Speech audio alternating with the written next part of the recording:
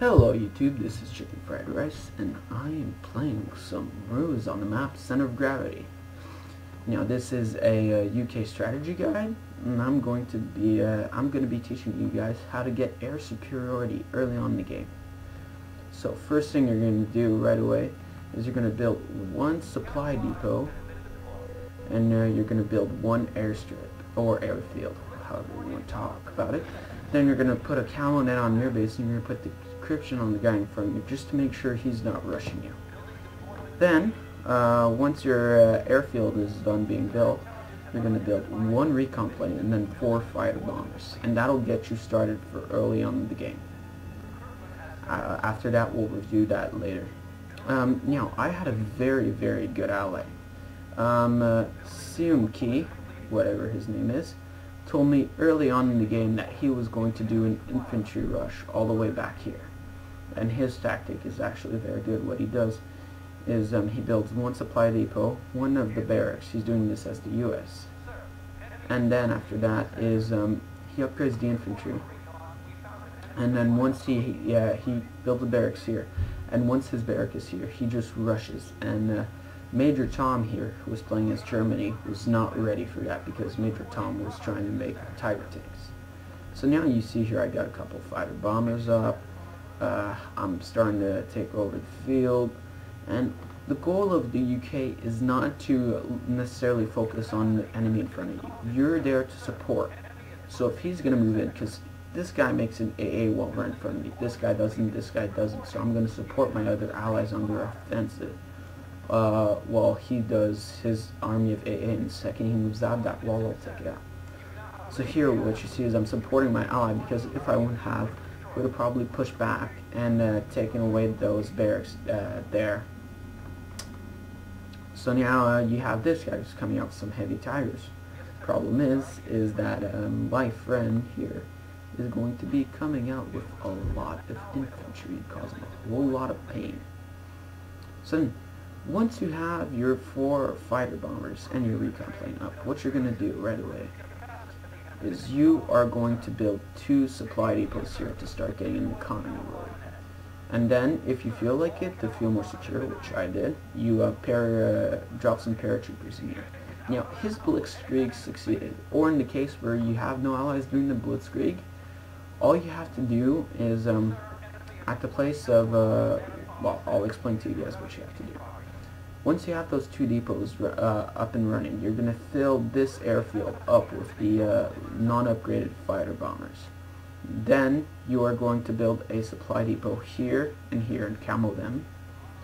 After that, you're going to build another airfield and fill that with the lower level fighter bombers. And as the battle goes on, people are going to start getting admins.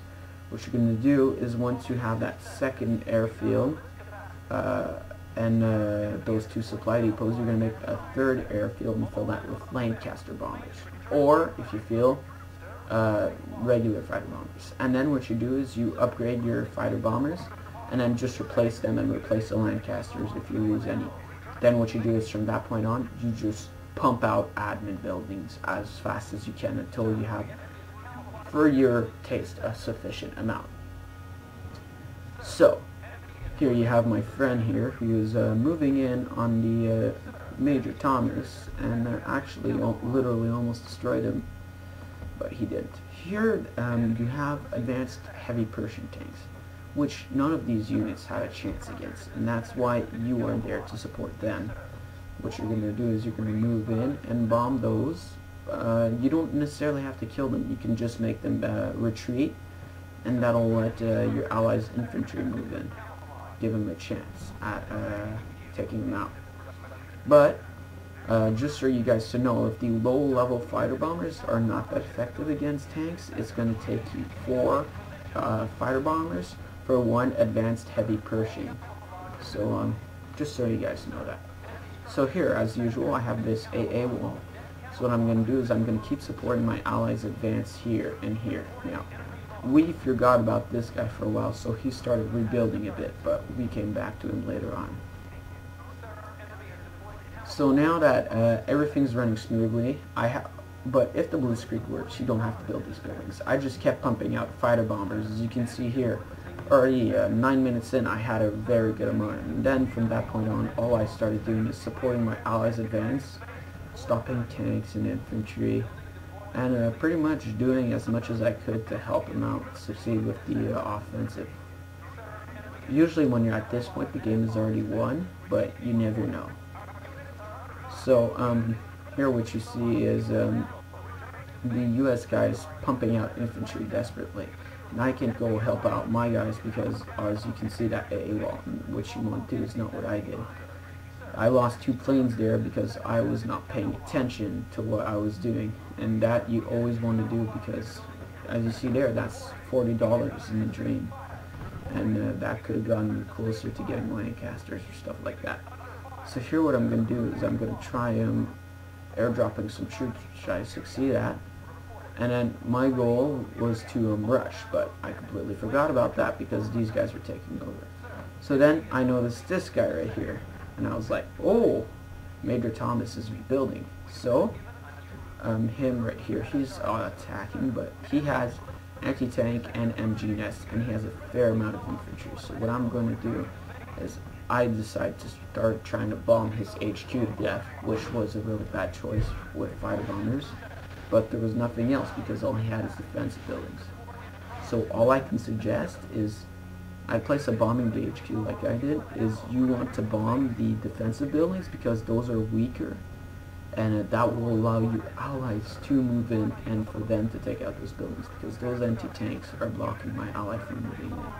As you can see right there, I tried to give the HQ a good hit of like 8-9 fighter bombers and it still didn't go down, so, but I'm sure a bunker would have. So you want to do that, and then if the bunkers are only MG nests and your allies have a bunch of tanks, well then go ahead and try and bomb the HQ. But as you see right there, like 5 bombers in 1 shot did not do anything to it. So we're approaching the end of the game now. This guy doesn't stand much more of a chance, so this is how you get air superiority with the UK. Thanks for watching, and please subscribe. See you guys next time.